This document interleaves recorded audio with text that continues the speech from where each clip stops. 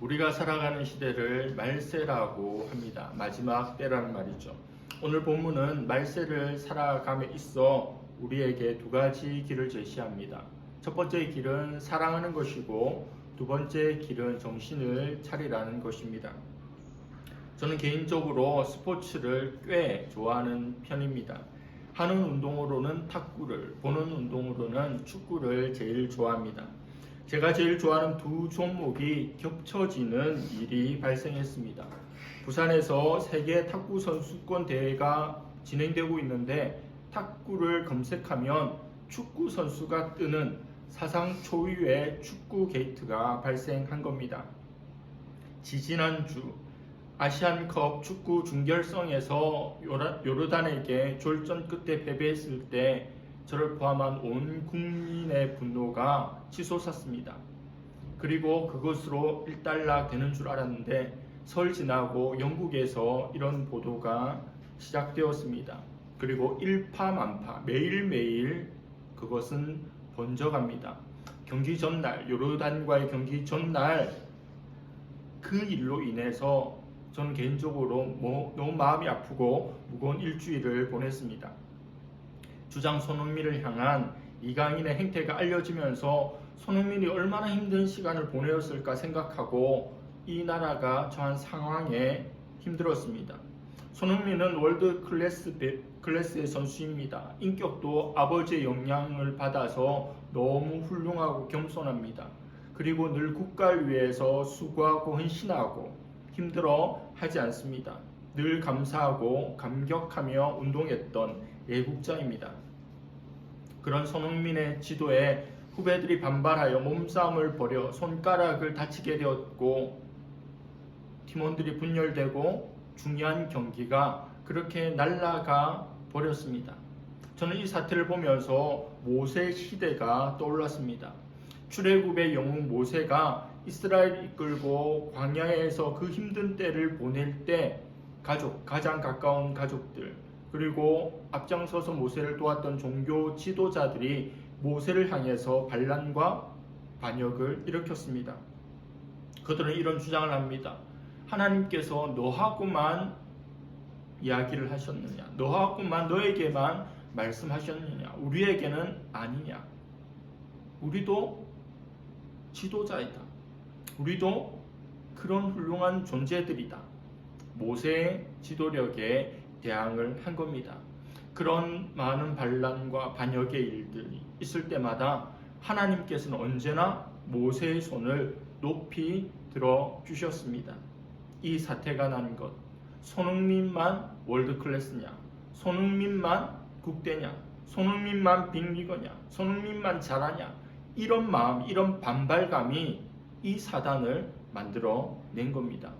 혈기왕성한 운동선수들이 며칠째 계속되는 경기를 하며 합숙을 치르다 보면 생각이 다를 때도 마음이 상할 때도 몸이 힘들 때도 있을 겁니다. 그러나 더 높은 가치를 바라보며 자기 자신의 작은 것을 내려놓아야만 했습니다. 나라를 사랑하는 애국심이 누가 큰지, 동료를 사랑하는 동료애가 누구에게 더 많은지가 이 사건 이후에 그들의 명함을 결정하고 있고 또 결정해 나갈 겁니다. 사랑이 필요한 겁니다. 여러분은 그 사랑을 얼마나 지니고 있습니까? 8절에서 10절까지의 말씀입니다. 피차 사랑의 빚 외에는 아무에게든지 아무 빚도 지지 말라. 남을 사랑하는 자는 율법을 다 이루었느니라. 간음하지 말라, 살인하지 말라, 도둑질하지 말라, 탐내지 말라 한 것과 그 외에 다른 계명이 있을지라도 내 이웃을 내 자신과 같이 사랑하라 하신 그 말씀 가운데 다 들었느니라. 사랑은 이웃에게 악을 행하지 아니하나니 그러므로 사랑은 율법의 완성이니라. 모세를 통해 주신 10계명 10가지의 계명은 두 부분으로 나눌 수 있습니다. 1계명부터 4계명까지는 하나님에 대한 계명, 대신적 계명입니다. 그리고 5계명부터 10계명까지는 사람에게 대한, 이웃에 대한 대인적 계명입니다. 우리는 주일학교 시절 이 10개의 계명을 다 암송하려고 노력했습니다. 그러나 꼭 그럴 필요는 없습니다. 오직 두 가지만 생각하면 됩니다. 하나님 사랑, 이웃 사랑. 사랑만 기억하면 십계명은 그것의 실천 상황일 뿐입니다. 예수님께서도 가장 큰 계명을 질문받았을 때 이렇게 말씀하시죠. 내 마음을 다하고 목숨을 다하고 힘을 다하고 뜻을 다하여 하나님을 사랑하라. 그리고 내 이웃을 내 몸과 같이 사랑하라. 예수님은 율법을 폐하려 온 것이 아닙니다. 율법을 완성시키려고 오셨습니다. 신약시대가 되어서 구약의 계명들이 의미 없어진 것이 아닙니다. 더 분명해지고 더 강화가 된 것입니다. 하나님을 사랑하고 그 사랑하는 마음으로 이웃을 사랑하는 것. 하나님을 정말 사랑하는 사람이 하나님보다 더한 우상을 만들어 놓고 사랑하고 섬길 수 있겠습니까? 하나님을 사랑하는 사람이 예배를 드려야 한 안식일을 자기 사욕을 채우는데 사용할 수 있겠습니까? 하나님을 사랑하는 사랑으로 이웃을 사랑하는 사람이 살인하며 가늠하며 도둑질하며 탐욕할 수 있겠습니까? 그 외에 언급되지 않은 수많은 일들을 행할 수 있겠습니까? 이웃을 사랑한다면, 사람을 사랑한다면, 하나님을 사랑한다면 그럴 수는 없다는 겁니다. 사랑하면 끝입니다. 사랑하면 다 됩니다. 실패자 베드로에게 예수님께서 질문하신 것도 네가 나를 사랑하느냐입니다. 너가 사역을 잘할 수 있겠니? 너가 설교를 잘할 수 있겠니? 네가 리더십을 발휘할 수 있겠니? 같은 실수를 더 이상 하지 않을 수 있겠니를 질문하지 않으시고 내가 나를 사랑하느냐? 그것을 물으시고 그 답을 듣기를 원하셨습니다. 그래서 오늘 본문에 남을 사랑하면 율법을 다 이룬 것이라고 말합니다. 율법이 얼마나 많습니까? 하라는 말씀과 하지 말라는 말씀이 613가지입니다. 듣도 보도 못한 그런 말씀들이 많죠. 그리고 그 율법에 부수적으로 딸려있는 수많은 조항들은 또 얼마나 많습니까? 그런데 사랑하는 것, 하나님을 사랑하는 것, 이웃을 사랑하는 것, 그것을 가지고 말하고 생각하고 행동하면 다 이룬 거라는 겁니다. 사랑이 율법의 완성이라는 겁니다. 내가 하나님을 사랑하고 내가 이웃을 사랑하면 율법은 이제 패스입니다. 그래서 내가 뭘 안 하려고 하지 말고 또 뭘 하려고 하지 말고 구체적으로 그냥 사랑하는 마음을 가득 품고 살아가면 되는 겁니다. 이것이 오늘 우리 사회에 만연해 있는 모든 문제를 해결할 수 있는 본질이라고 생각합니다. 우리 사회가 안고 있는 많은 문제들은 한마디로 말하면 사랑의 부족입니다. 생각의 차이는 있죠. 진영의 차이는 있습니다. 빈부의 격차도 환경의 차이도 많은 차이들이 존재하지만 사랑하는 마음이 있다면 상대를 이해하고 배려하고 함께 살아갈 수 있다는 겁니다. 그리스도인은 누구입니까? 그리스도인은 말로 닿을 수 없는 하나님의 사랑을 받은 사람입니다. 찬송가 305장에 나 같은 죄인 살리신, 영어로는 Amazing Grace, 참으로 놀라운 은혜를 찬양합니다. 하나님의 자비로운 은혜를 경험하고 그 사랑을 조건 없이 받은 존재가 우리들입니다. 받은 사랑으로, 우리에게 부어주신 사랑으로, 우리에게 베풀어 주신 은혜로 이 세상을 살아가면 되는 것입니다. 로마서 5장 8절에 우리가 아직 죄인 되었을 때에 그리스도께서 우리를 위하여 죽으심으로 하나님께서 우리에 대한 자기의 사랑을 확증하셨느니라. 우리가 죄인이었는데, 의인도 아니고 선인도 아니고 죄인이었는데 의로우신 완전하신 하나님께서 죄인을 살리기 위해서 죽어주심으로 우리를 향한 하나님의 사랑을 확실하게 증명해 주셨다는 겁니다. 어느 목사님께 신실한 한 여집사님이 찾아옵니다. 목사님, 제 아들에게 좀 관심을 가져주시고 좀 상담도 좀 해주세요. 그래서 목사님께서 그 아들을 만나봤더니 정말 다루기 쉽지 않은 청년이었고 예쁜 구석이 하나도 없었습니다. 이것을 너무도 잘 알고 있는 어머니께서 그 목사님에게 재차 찾아와서 요청합니다. 목사님, 제 아들 만나보셨죠? 참 한심하죠? 쳐다보기도 싫죠? 그러나 제 아들을 보고 싶지 않으셔도 저를 봐서라도 제 아들을 계속 좀 만나주시고 관심 가져주세요. 제 아들이니까요. 우리 주변에 참으로 사랑하기 힘든 존재들이 있다 할지라도 하나님께서는 우리에게 이와 같이 말씀하시지 않을까요? 너 그 사람 꼴 보기 싫은 거 내가 다 안다. 그 사람에게 선한 것, 좋은 것, 아름다운 것이 없다는 것도 다 안다. 그러나 그 사람은 내 사랑하는 아들이고 내 사랑하는 딸이다.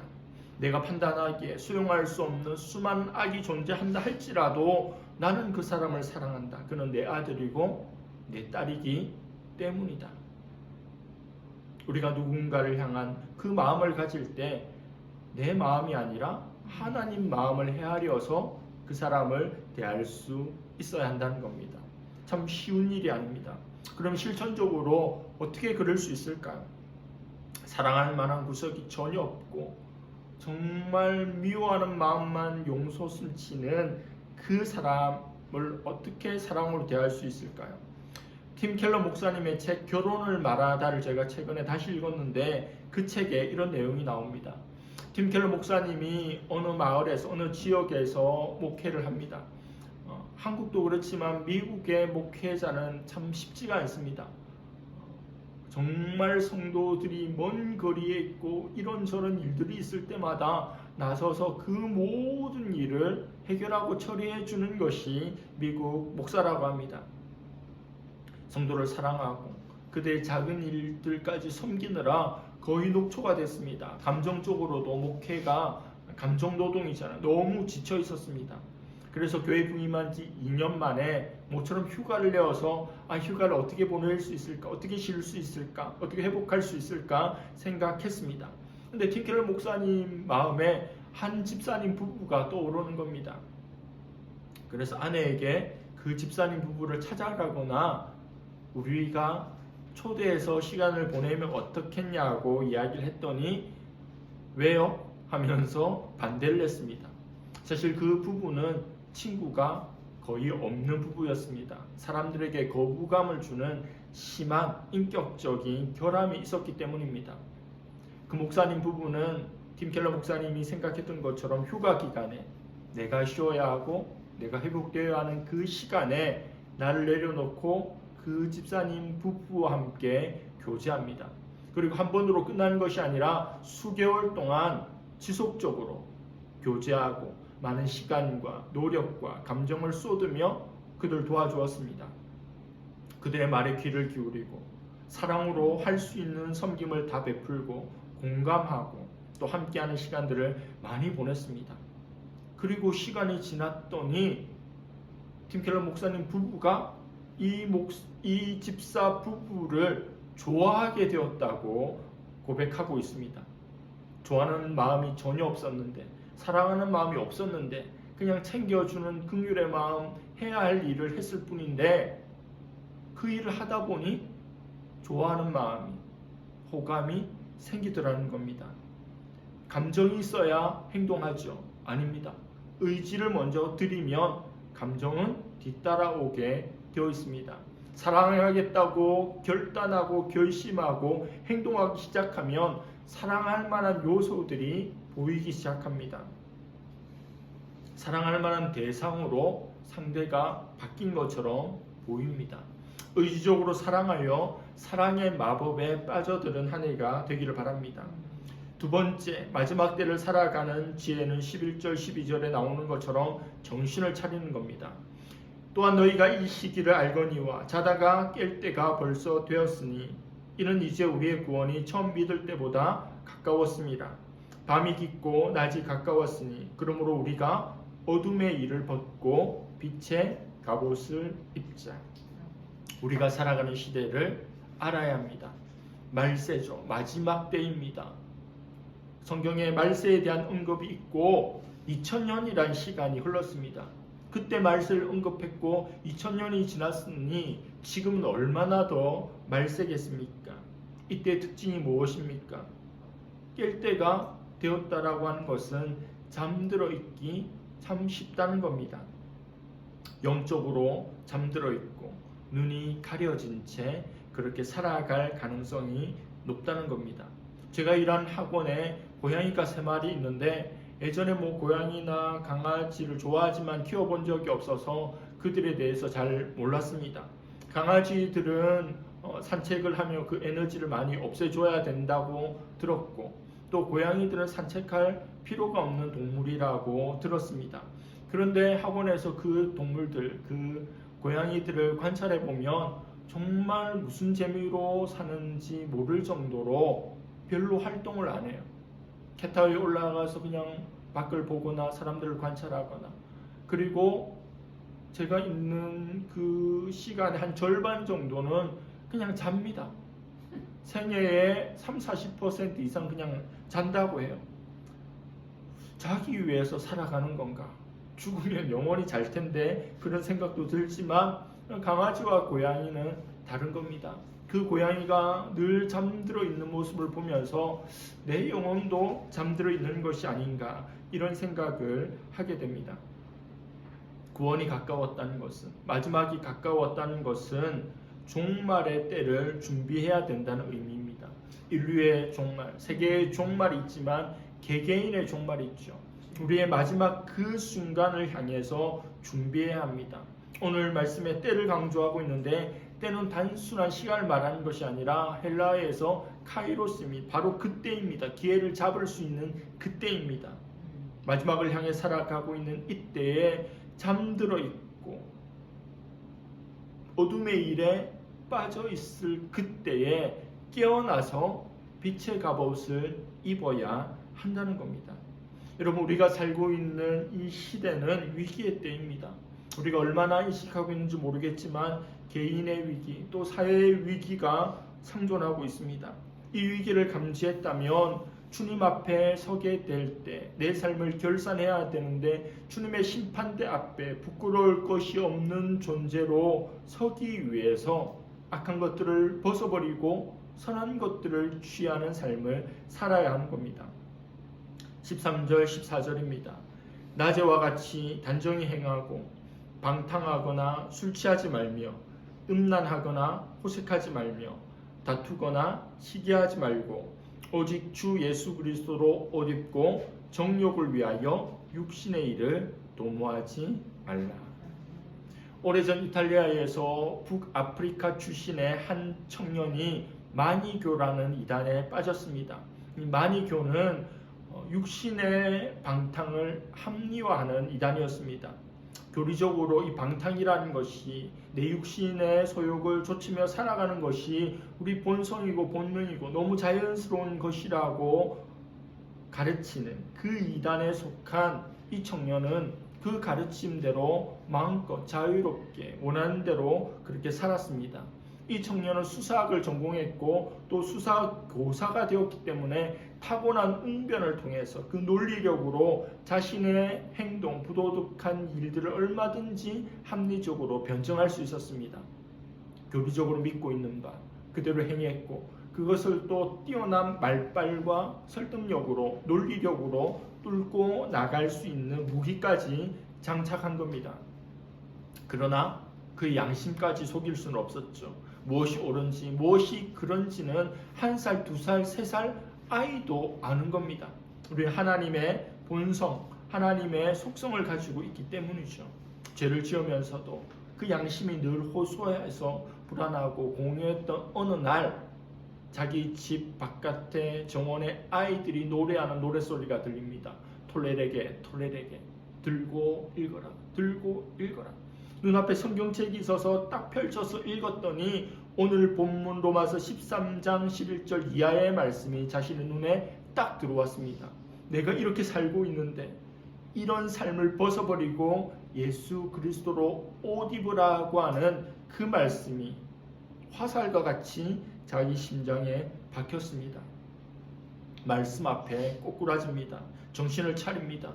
어린 시절 자신의 입술로 고백했던 예수 그리스도, 그리고 자신을 위해서 늘 기도하는 어머니 모니카가 사랑하는 그 예수님 앞에 돌아옵니다. 자신의 일을 참여합니다. 그리스도의 위대한 제자가 됩니다. 그가 바로 기독교 4대 성인이라고 하는 어거스틴입니다. 그 어거스틴이 수많은 유명한 말들을 남겼지만 이런 말을 하였습니다. 하나님을 사랑하십시오. 그리고 나머지는 당신 마음대로 하십시오. 하나님만 사랑한다면 나머지 모든 일도 사실은 내 마음대로 할 수 있는 것이 아니라 그 사랑 안에서 사랑의 심장으로 하게 되는 일이니 무슨 생각을 하고 무슨 말을 하고 무슨 행동을 하더라도 그를 낄 것이 전혀 없는 율법을 다 이루는 율법의 왕성자의 삶을 살게 된다는 뜻입니다. 하나님의 백성인 성도에게는 열쇠가 있어야 합니다. 오늘 교회를 들어올 때도 열쇠가 필요하죠. 열쇠 중에 모든 잠금잔치를 다 열 수 있는 하나의 열쇠가 있죠. 마스터 키란 열쇠입니다. 100군데가 막혀 있어도 그 열쇠 하나면 다 열 수가 있습니다. 제가 예전 대구에서 사역할 때 교회 교육자들과 함께 부산에서 두 번째로 큰 호산나 교회라는 교회에 탐방을 갔습니다. 견학을 갔습니다. 수석 목사님 통해서 교회 이곳저곳을 보여주는데 수많은 닫혀있는 곳을 다니는데 예전의 교회 같으면 열쇠 꾸러미를 딸랑딸랑 들고 와서 찾아서 열었을 텐데 그냥 하나의 열쇠로 다 여는 것을 보았습니다. 그게 바로 마스터 키입니다. 복잡한 인간관계, 어려운 수많은 문제들을 열 수 있는 그 열쇠는 바로 사랑입니다. 그 사랑의 열쇠를 가지고 하나님의 기뻐하시는 삶을 살아가는 저와 여러분들 될 수 있기를 간절히 바랍니다. 기도하겠습니다. 하나님 아버지 감사합니다. 로마서 말씀을 통하여 말세를 살아갈 때 이웃을 사랑해야 할 것과 또 정신을 차리며 그리스도로 옷 입어야 할 것을 듣게 하심을 감사합니다. 하나님 내 속에 사랑이 부족합니다. 하나님 사랑을 그토록 경험하고 많이 입었지만 내 속에 내가 가득하고 하나님을 향한 이웃을 향한 사랑이 없습니다. 내가 나를 사랑하는 것처럼 이웃을 사랑하고 하나님을 사랑하고 더한 사랑으로 살아갈 수 있는 우리가 되게 하여 주시옵소서. 말세라고 하지만 말세를 인식하지 못하고 느끼지 못하고 살아가는 생각 없이 잠들어 있는 것처럼 살아가는 때가 많습니다. 깨어서 근신하며 악한 것들을 버리고 선한 것으로 입을 수 있는 우리의 삶이 되게 하여 주시옵소서. 감사드리며 예수님의 이름으로 기도드립니다. 아멘.